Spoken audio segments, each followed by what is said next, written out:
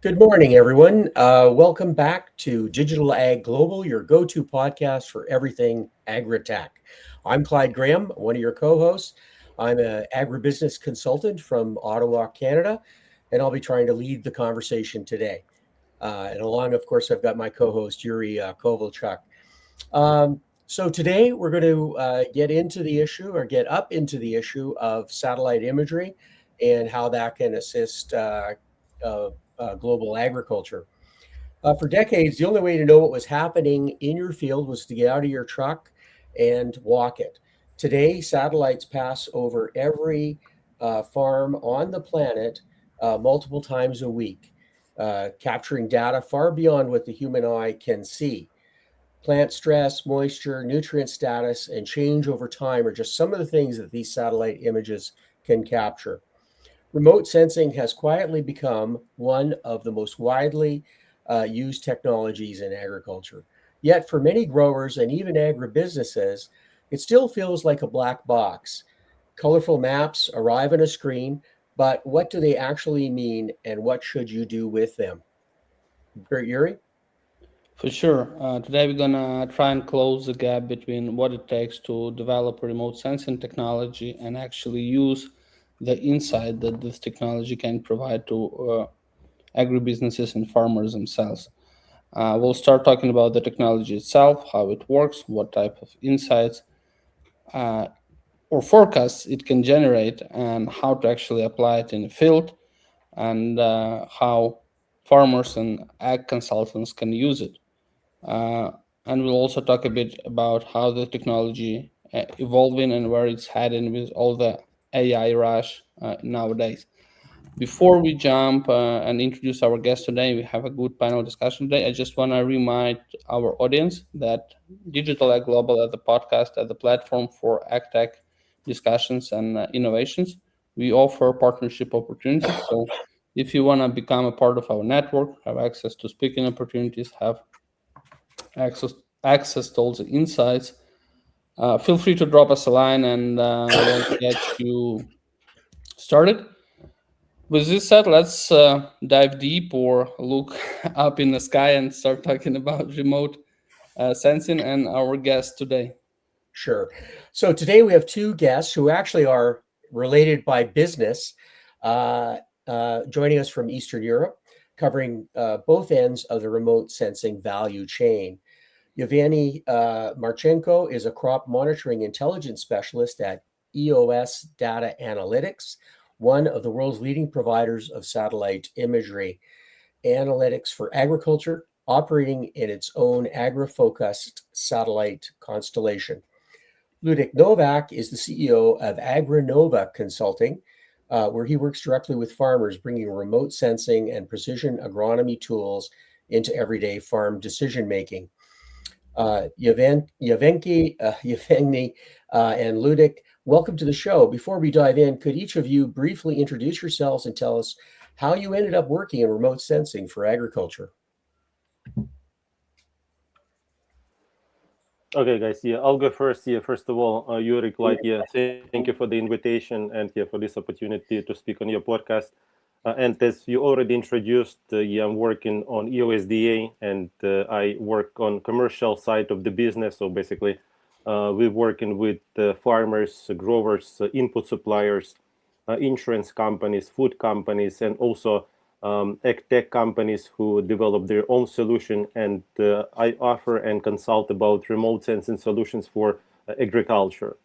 And actually, yeah, the way I end up in this business, so I've been in IT industry since 2015, and I've seen this opportunity in EOSDA. So basically, in Ukraine, we have 70% of land, agricultural land. So to see the possibility of actually applying space technology in practical life, that was immense opportunity actually to help farmers to have some benefits of the remote sensing by giving some practical advices. So this is one of the reasons. And Luděk and Agrinova, we've been working together since 2022. So for over 4 years already. So Luděk is our partner and representative in Czech Republic. So he's promoting remote sensing services together with his advisory, so basically helping farmers on the ground. So this is how it actually applied. So yeah, Luděk, over to you. Yeah, thank you, Yevhenii. Thank you for the introduction. Thank you for Yuri and Clyde to inviting me to the call, and everybody. Hello, who is on the call. Agrinova is more than 10 years old consulting company, and what is important that Agrinova is driven by the innovation, and when you drive the company by the innovation, you usually are in a position that you have to measure the innovation, if the innovation is effective or not. And so, by the way, time to time in a life, by the chance or by accident, or how it looks like, we met across each other with EOSDA and start talking about possible partnership. And I was very pleased that we came to an agreement that I can use, or Agrinova can use this EOSDA's solution for monitoring of the fields in Czech Republic, some fields in Slovakia, and this is, let's say, key area where Agrinova operates. Agrinova operates on consulting of the farms, having in the DNA innovation, and are driven by the innovation farms, which are agronomists who search for something new, how can improve their operative efficiency. Because each agronomist could be busy for 100%, and usually he would tell you, "Oh, I'm so busy, I don't have time to look at the pictures you are sharing." But let's say we will discuss later on about the pictures and why do we share the picture and how do we implement pictures into the agronomist language and day-to-day use. So this is something short, a few words about the Agrinova, and so let's discuss further. Okay, well, that's great.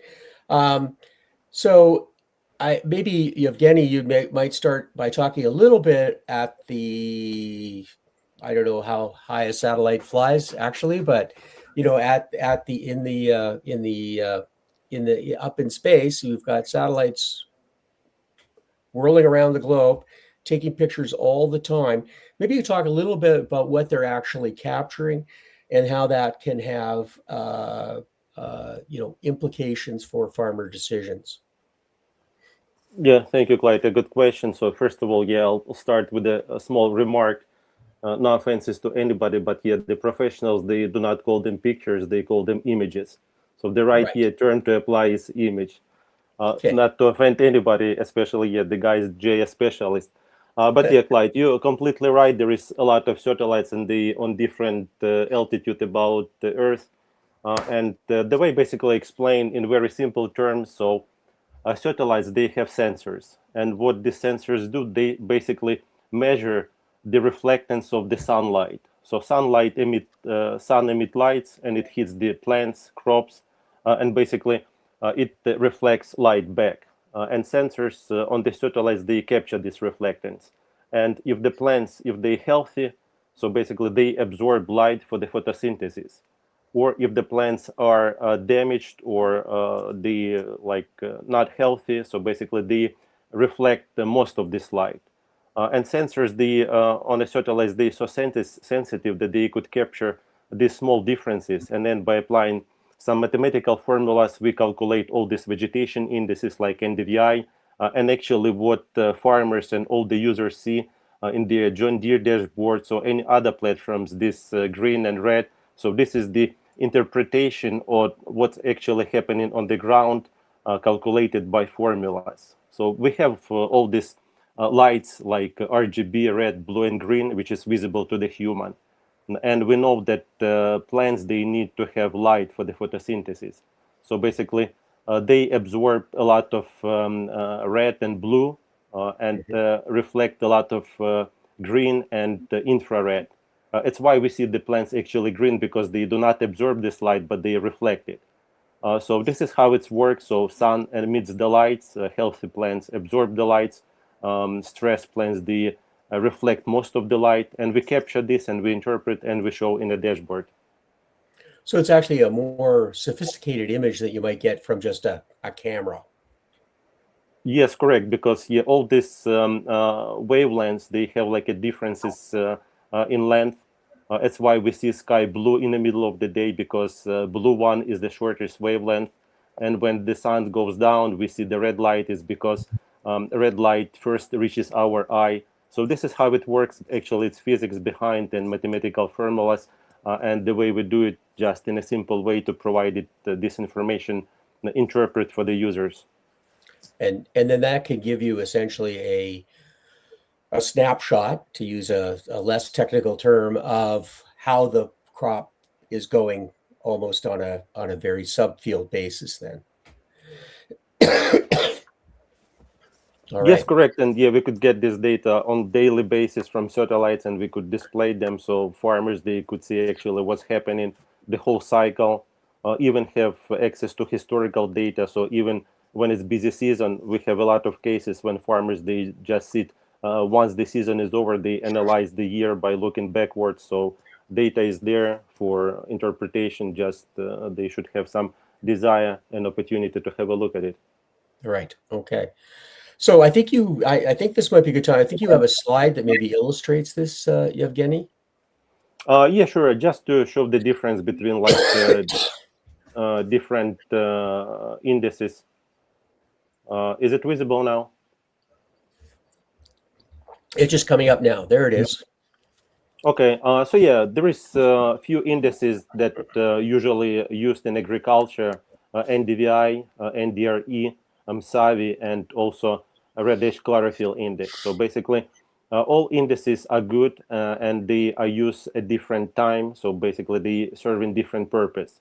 At the beginning of the season, when the plants, they just emerging, it's better to use some SAVI index, because there is a lot of open soil. So after the germination and at some part of the seeding, we probably should use SAVI index. So this is a modified soil adjusted index.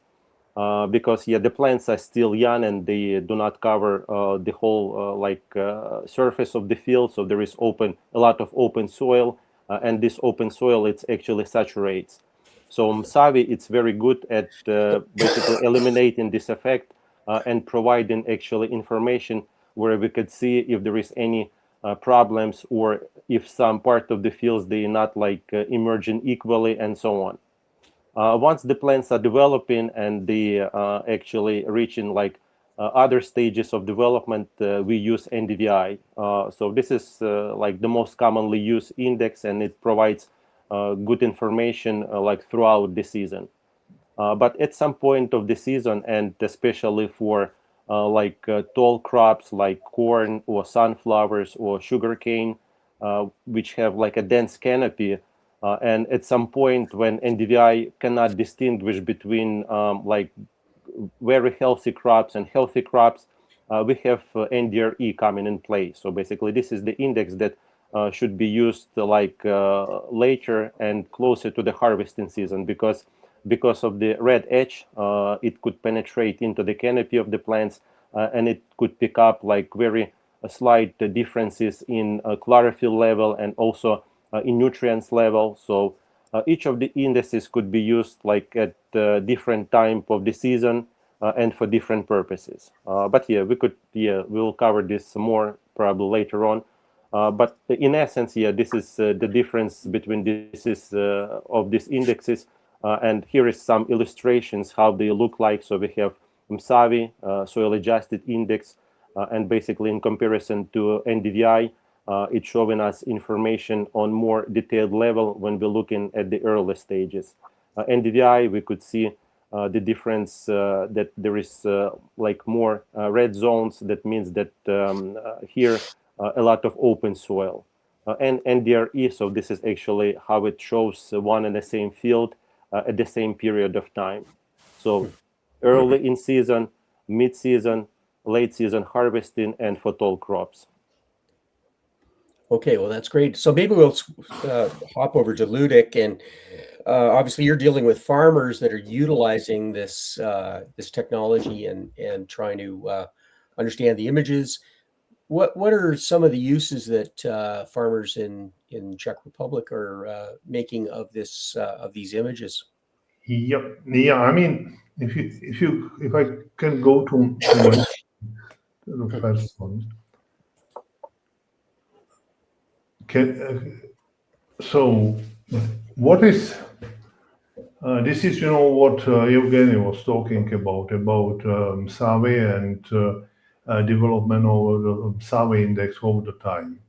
What is very important for the farmer, and usually they know their fields, they know what is happening there.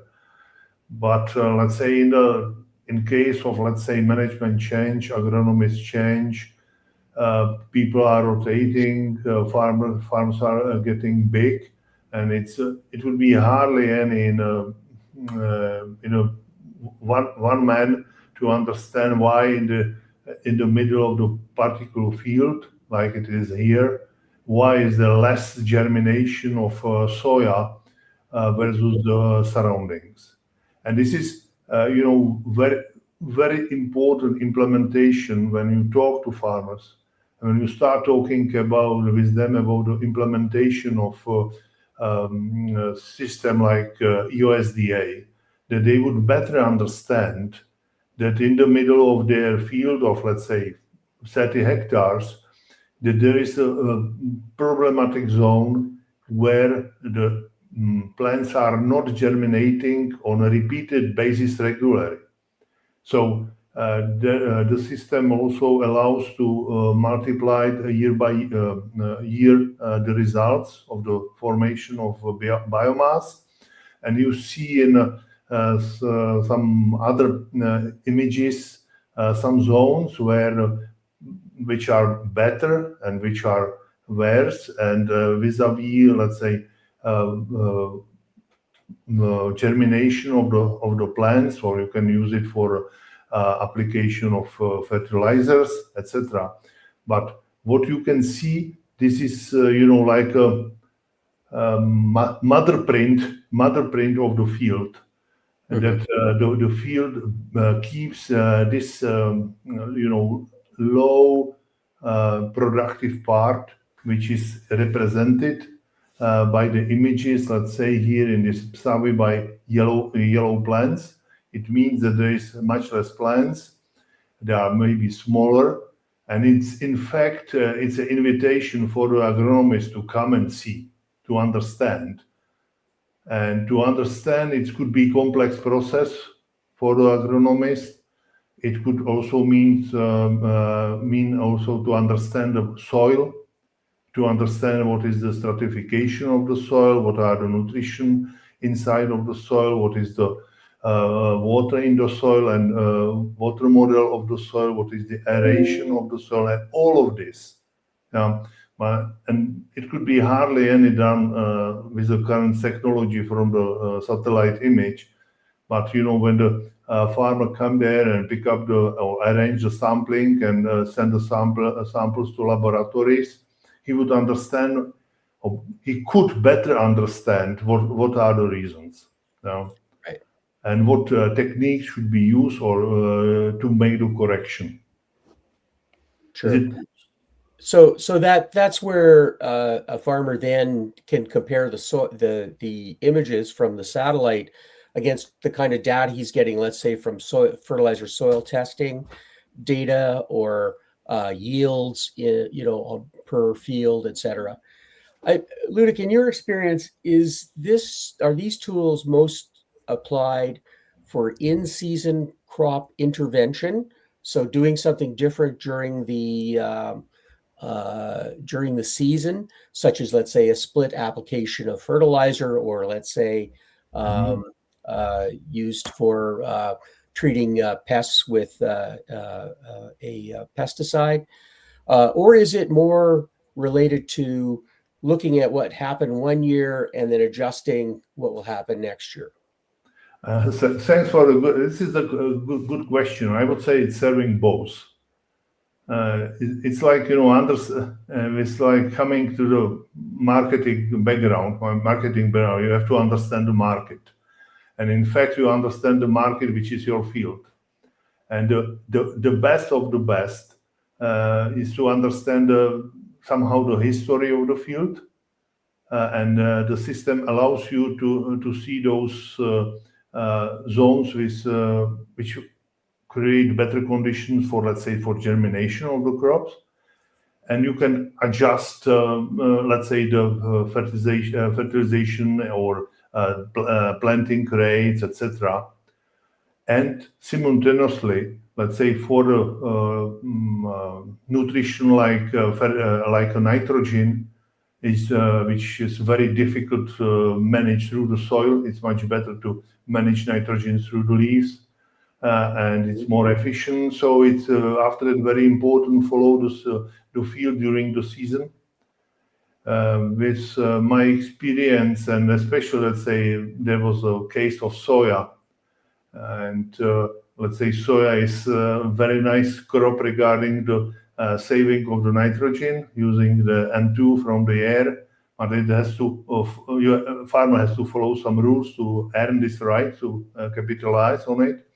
So it's very important also to manage afterwards soya from the perspective of the concentration and contain of the nutrients into soil in the leaves, and adjust or maybe apply a little bit of something just to maximize the conversion of the nitrogen from air into the amino acid inside of the plants. So this is, you have to, the system makes you busy in the preparation of the season, and makes you busy during the season when you have to share and discuss the results with and perception with the farmers, and they get view. Get them into the field and see the crops, and maybe take some pictures and evaluate the pictures afterwards. So you used pictures. I'm told they're images. So no, images. Images, not pictures. And I mean the real pictures, real photos of the plants. I'm not talking about the images from the satellite. It's in my mind. Let's say you can go with mobile very easy inside of the field, and take the photo as a scout. You can dig out the plants and take the photo of the roots, and this is, let's say, first signal about the status of the crop.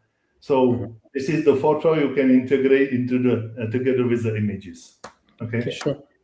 All right, Luděk. Well, that's great. We just have a comment from Mohammed Maz, and he says he's happy to be here, but he'd like to see this slide. Can we share the images through the site or the chat, Yuri? Yeah. We'll share the presentation, the case studies that Yevhenii showed us. Thank you, Pascal. We'll share it in the chat, available via link after our podcast, so you can see the whole presentation. I just want to add, remote sensing has been around for quite a while, and NDVI, Normal Vegetation Index, is heavily used in pretty much any ag-tech solution by most of the more or less advanced farmers nowadays. But my personal belief and our experience at Cultivate is just looking at the indexes itself is useful, but the remote sensing as a technology can be far more useful if you use it as a proper data source. If you look at the historical data of your NDVI 5 years ago, and you see how your crop performs through the seasons, or you use the same chlorophyll index and compare it with different layers, different maps from your yield maps, or your spraying maps, or your soil grid test, and you combine these layers. So I think the use cases for remote sensing, satellite remote sensing, not just in immediate insights, but also in more advanced stuff like yield prediction, crop detection. Crop detection is huge, not in agriculture specifically, but in insurance, trading, and people who trade commodities. So there are a lot of very interesting use cases around satellite imagery and remote sensing, and I think AgTech, as a big user of this technology, will try to come up with some interesting and innovative ways to kind of put this technology to a good use. Yeah. Yeah. Go ahead. And so, I think you've been doing some work looking at how we can better provide data interfaces with AI, so that then AI can, look at all the different kinds of data that comes in from or is developed on farms and help with decision-making processes. For sure. I like my personal belief is that satellite remote sensing is super powerful tool, but it's gonna perform better not just as a standalone tool, but as a data source combined with other sources, and then you can create a very high level, very precise intelligence forecasting insights, whatever you're gonna call it. And that's, I think, what the general trend in agtech industry is, and how people are utilizing these technologies. A very simple example: in order to verify your carbon emissions, it's not enough for you just to look at the NDVI indexes of your field. You need to actually report your tillage, your agricultural practices, your inputs, when and how, etc., etc. And in combination, it works as a verification tool. As standalone unit, not so well. And beside that, remote sensing has its limitations. We had a previous guest who talked about field level, soil level intelligence. So taking pictures on a half a meter and not taking it from a very high up. Yeah. Well, I think there's sort of the toolkit analogy that if you have a toolkit, you only have a hammer in your toolkit, every problem is a nail. But if you have a number of tools in your toolkit, you're going to make a much better decisions, have better outcomes. So I think that's kind of a universal. So maybe we could talk more about the real life scenarios. And Luděk, maybe this goes back to you a little bit, but maybe you could walk us through. You talked a little bit about how there's a time issue, that it is intensive to kind of go over the image and determine what they're telling, the story they're telling, and that kind of thing. Maybe you could talk about a little bit about what a typical meeting might be between your team, let's say, and a farmer, or however you're interfacing with growers during the season. I didn't say you have to have milestones when you see the farmers, meet the farmers. You have to have an agreement. Let's say, let's work on it. You have to win the hearts of the agronomists that, okay, I want to use this tool because I see as an agronomist, I see the value in use. And so this is the first starting point. Get agreement. Okay, we will follow those fields of the farms. Usually we used to do it in during the winter when there is some more quiet period and more time for planning. And do the analysis of the field by understanding of the productivity part of the fields, and this is the starting point, matching with the crops, and so this is the first part of the communication, and then it's coming more to closer to the seasonal communications through available resources which are given by EOS Data. It could be simply call like it is, and now and sharing the screens and discuss what is visible there and what how could be interpreted, and if the farmer it would be better to go together, or a lone farmer could go together on the fields and make the analysis, take the samples, and simply get additional information around the issue, potential issue, and how to correct it. So communication could be done or is done, let's say, with a simple direct mailing from the system about the situation in the field. What I found out is very useful is application of EOS DA, where you have more or less baseline data in your mobile. And when you are in the field, you see the maps, and you can again match what you see. You can match it in your head. I would say this is the most important and most tricky part to get a belief that the system is working. If you match the images with the real situation in the field and can translate it to different colors and align the colors of the images into what does it mean in reality with the plants. It helps you later on just look at the image in a mobile or in a screen, and you have some probability better understanding where do you go. What is also during the season important, coming back to sampling of the leaves, of the tissues, searching for the content of the different nutrition. And you see the nice correlation between, you can find out, let's say, plants full of chlorophyll, but and the index is not performing very well. So after you take the sample, make the analysis, and you find out there are missing some micronutrients, which in fact conditions a better effectiveness of photosynthesis. Thanks, Clyde. I have a question. So you're delivering like an insights to your clients in a different format through different communication channels. Some of them do not directly use the platform. But do you have any sort of feedback from your clients? Any sort of positive? Okay, we had a better ROI. We had a better understanding of what's going on. It's helped us to save this amount of money or earn X amount of money more. Good question.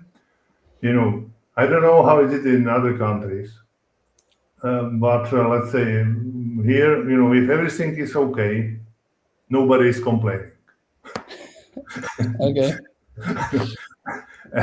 And yeah, that's right. And if there is the best feedback is no feedback at all. Yeah. Exactly. But let's say to directly measure the impact of the use of the monitoring of the field. Let's say I see it, for example, in one of the field this year, I share with you with soya, there was part of the field with no vegetation at the end of the day. And so this is the net loss for the farmer. Mm-hmm. And if 13% of the field is not covered by the crop, it's a substantial part of the profit which is not generated. And if the farmer would, let's say, take care more about the field and would get better understanding why is this vegetation behind in the center of the field, if he did some corrective action by changing what he can change, so the results of the loss wouldn't be as it is. Mm. This is this is the feedback. Time to time I use the feedback with to help customers to solve the issues with the poor quality spraying of the herbicides. Of course, you have to ensure that this is right pictures with on the right field, and you have to understand when the spray of the herbicide was done. And time to time you can show that real impact of the spraying on the field, but we have to manage it from the time perspective, if the weeds are there before or after the spray, and how quickly the spray disappear, the weeds disappear. Nice example is, let's say, some of the farmers, they use after harvest, they use glyphosate for control of the weeds which are there after the harvest. And when you use glyphosate with some right adjuvant, you can nicely measure. You see it on the type of curve of NDVI, how it's changing because of the efficiency of the herbicides. When there is no adjuvant in the solution, you see the slow work of the glyphosate. If you add the right adjuvant, which control, let's say, water hardness and those aspects which influence the performance of the glyphosate, you see the steep decrease of the NDVI index. So those are the practicalities. In the money, in such case, a farm can go early back to the field to do the cultivation of the soil. In fact, it helped to manage the process and drive the efficiency. If you have a big farm, so it's important that you understand where you can go now and when you could go next week. Okay, well, thanks, Luděk. That's a great understanding or a great story about how things are happening at the micro level, farm by farm. But Yevhenii, I want to ask you about more the macro level and the global implications. What's your experience working on this? And how do you see the application of the technology? Obviously, Eastern Europe and Western Canada, where I grew up, have quite similar agriculture in terms of the climate, the kind of crops grown, farm size, a lot of scale. But that's not all of agriculture. Obviously, we have a lot of smallholder systems in Africa and other parts of the developing world. Also, we have, aside from cereals and oilseeds, we have a lot of other crops that are, higher value, and then we also have plantation crops, perennials like fruit trees, palm oil, et cetera, et cetera. So where do you see the ripest opportunities for applying this technology on more of a global scale? Yeah, thank you, Clyde. Then basically, technology could be applied anywhere and everywhere, and with any type of crop, as you mentioned, because for each of the issues or challenges or problems on the fields, there is its solution, its application. As you can see, we have different vegetation indices, which could be a source of information to understand what actually happening within the field. For example, we have users from Nigeria and they cultivate sugarcane. So these plants, at mid of the season, they reach 2 meters in height. Nobody could go inside the field to have a look what's happening within the field. Same could be with orchards. So basically, remote sensing could provide this helicopter macro view to understand where the issue is happening. And then when we locate the issue, that's where we could already send our agronomists if it's possible, or we could send a drone, or basically we could go and actually have a look what's happening there. Unfortunately, the technology, as Yuri mentioned, it has its own limitations. So basically, it cannot tell you what actually happened in there, what is the reason, at least now. So we cannot tell it yet, but it actually gives you idea where you should look and basically what is missing there. So like different application could be done, for example, for the yield estimation or for the crop classification. As we discussed before, not only like looking at vegetation indices, so remote sensing data. Again, if we're speaking about farmers, so mostly this is the application of vegetation indices combined with weather data. But if we speak on more global side of like trading companies, food producers, large companies, they need to understand what is the yield potential by the end of the season. So where the growers grow in sugarcane or other crops, where we should be go and source these commodities in what place. So this is the global answers for the questions that remote sensing can provide. Yeah, Just, I mean, just a go ahead, small Yuri. remark to be, Clyde. I'm so sorry. Just a small remark to be full transparency. My personal belief that the remote sensing as a technology not very useful for smallholder farmers, for people who grow crops on very limited hectare, 1 acre farms. For them, remote sensing as a technology might not make sense because they're just too small, and that's some of the, I wouldn't say limitations of technology, but limitation of adoption or user base that remote sensing can face. Of course, you can see on the larger land plots and regions, but for a particular smallholder farmer, it might not make that much sense. It may And yeah, assist. I'm sorry, Clyde. Yeah, just Go wanted ahead. to add to Yuri. So yeah, it's right because we also have an agronomist in the company, and he said that, for example, for the farmers who like has less than 2,000 hectares, it doesn't make sense, like to apply for this technology because you can drive, you can walk your fields easily, you can cover them. But for those like if we have larger scale farmers, about 5K hectares or like 10,000 acres, or if we're speaking about large agri holdings that we have a lot in Ukraine, so this is thousands of hectares that we're speaking about. And on the adoption also, we have a lot of feedback, and the main reason of not adopting this technology for the smallholder farmers because they do not have qualified people or person who would be dedicated to this solution. As Luděk mentioned, farmers, they need to have answers now, what variety, where, what is the dosage, when should I apply it.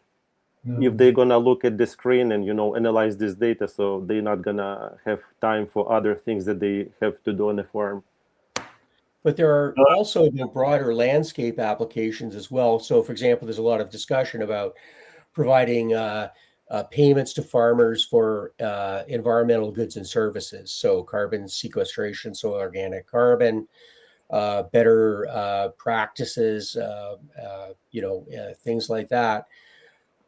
Can the technology be used to sort of verify the level of good stewardship by farmers that could then be used to monetize payments and provide rationale for, let's say, food processors to make environmental claims about their products based on what's going on at the farm level?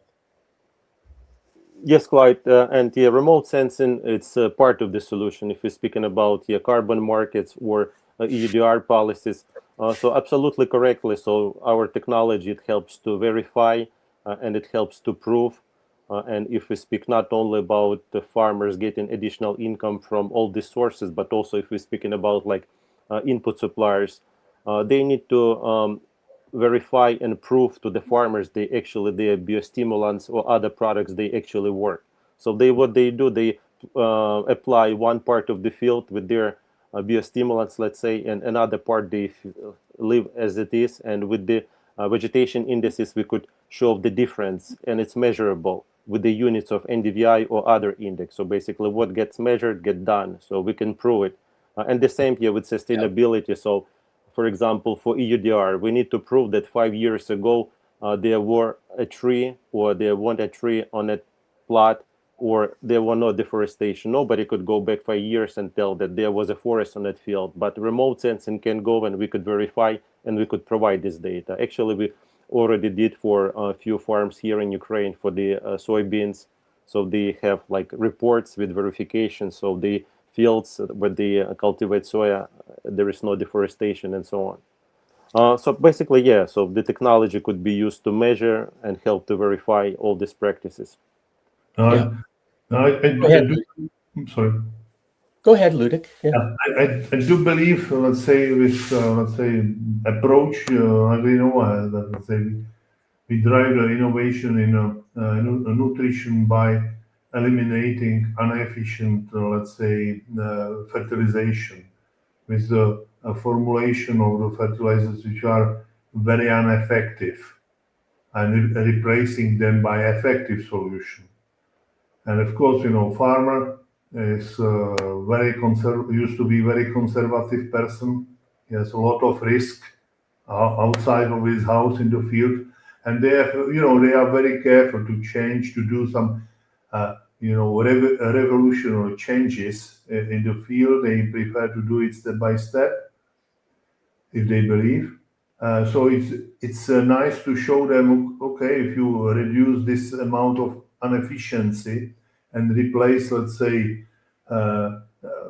phosphorus application by bacteria which release the phosphorus which is blocked in the soil, and you have no effect on the crop. So it has a huge environmental impact. It has a huge financial impact on the whole value chain and supply chain, and it has a significant impact for farm. So this is why do I see the monitoring very important tool, that we have some proof data that we can say, okay, if we do cultivation and cropping like this, there is no significant impact on the final results, or the results are better. So this is So, Luděk, I was heartened today when you talked about your interaction with farmers, and it's a very important part of your business, is that trust factor between your staff and the individual farmer.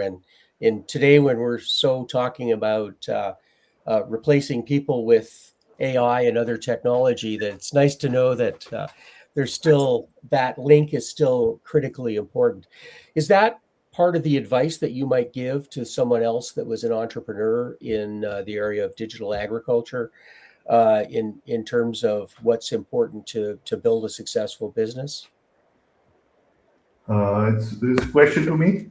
Yeah. In terms of human trust factor. Let's say, if I take it, let's say, from local perspective, okay. There is in our market, there is missing the middle part of age group in farming. Mm-hmm. There are older guys as me going to final end, and they are the Luděk, you're still young. You still have a lot of years to go. No worries. Young guys, young people coming from the university. The middle part is missing. Simply, people are not available.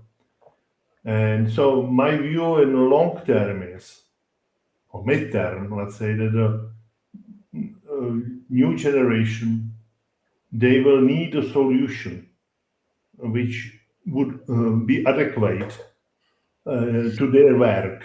And how do they work?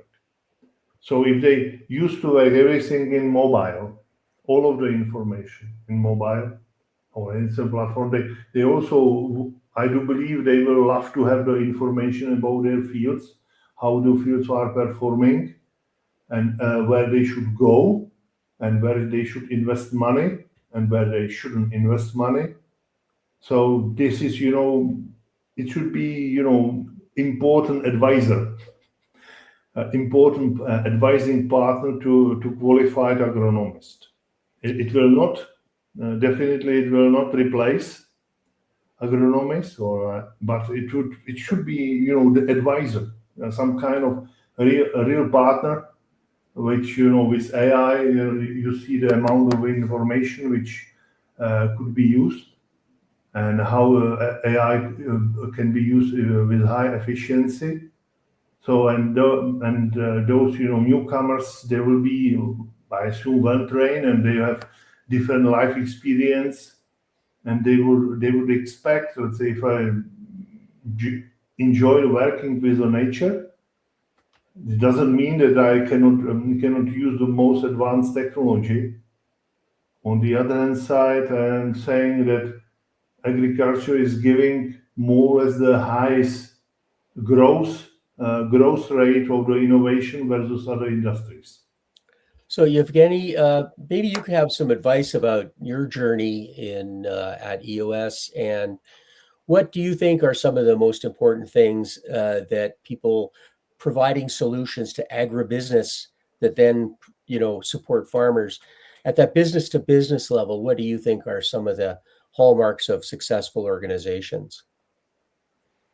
Do you mean the organization that actually using the remote sensing space technology?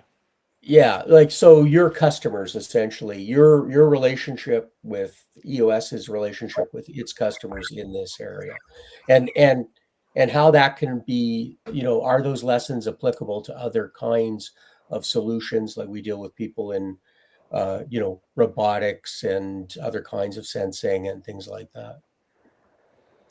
Yeah, Clyde, I hope that the AI will replace a lot of jobs and we all go back to agriculture. So at least, we will have something to do and not sit in front of the computer. But if we speak about the application and the success, so there is a lot of cases that we have, and they all different again, depending on the industry, because remote sensing is used by a lot of industries. And today we're speaking specifically about agriculture. So I would say that the large-scale operations, they already been using this technology at least for a decade, and even if they could increase the profit margin by 1 or 2%, this is huge success for them because they already have like 1,000 of hectares, and they could leverage this technology and to make the whole business is more profitable. And I think smaller or medium farmers, they also looking at their farm and land as an asset. And they would like to leverage the technology to increase the profit. So basically, at the end of the day, everybody would like to have better yields and less problems on their fields. And from successful cases, we could see a lot of examples where companies that have been working with us before, they develop their own system, and they use complex system, including IoT sensors, including drones, including data from satellites. And then they combined all of this data to basically have information to make a decision of based on this data of this information. So case is different, but again, if you do not apply this technology, it's not going to help you. But if you do, and if you decide to start, so again, it's a slow process, and you should start from the simple things and just have a look at NDVI. Should have advisors like Luděk who could support you, because for the farmer, it's essential to have support and advisory either from somebody from technology side or from input supplier side who could help them and guide them what to apply, when to apply, how to apply, and so on. Sure. So ultimately, people are still critical to any kind of successful business. So we're going to, we asked both of you to prepare a hot take or some kind of future-looking thought that you could bring to the table. So maybe Luděk, you could start and give us just a minute or so on what you see in the future, or something amazing that you've heard of lately. Yeah, something.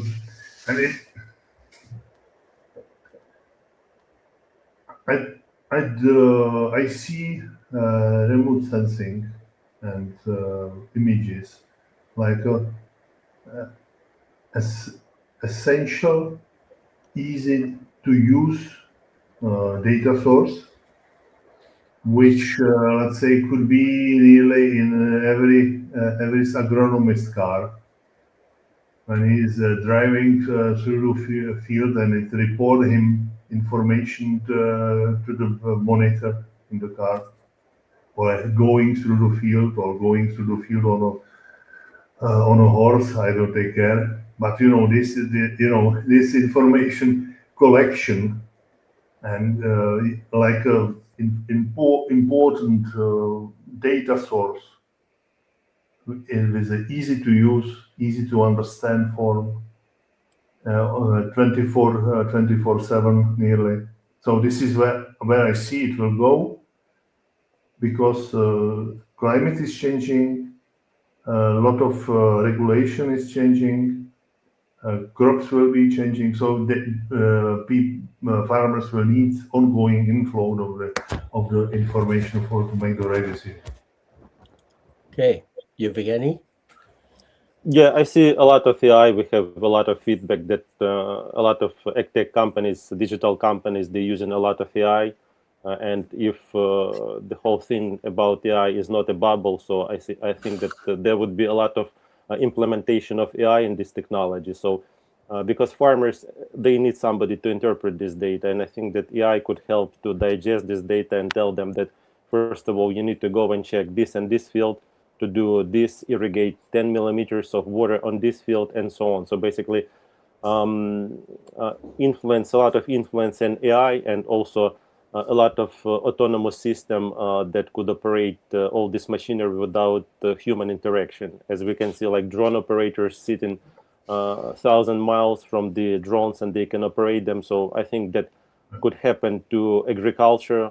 I wish it won't happen, and people still have jobs, because we should support like rural systems, and people should stay locally, farmers, families. But if the technology, if it will happen, we've seen a lot of examples in human history when technology revolution happened and it changed the way that we live. So I think that AI and autonomous system will come in place in agriculture as well. Yeah, so it's interesting. Kind of a theme I see developing is that ultimately there's going to be there are many kinds of digital tools available to agriculture, but ultimately there's probably going to be some kind of convergence of those in terms of, and that they become interlocking and supportive and very, very useful. So well, it'd be interesting to see how that evolves. Yuri, maybe you could provide your perspective on the call today, and provide us some wrap-up comments. For sure. Before we do that, guys, we have one more question from the audience. It's kind of a big I didn't see question. that. Go ahead, read that out, Yuri. As your platform scales across different regions and crops, what has been the biggest challenge in validating satellite-derived insights against ground reality?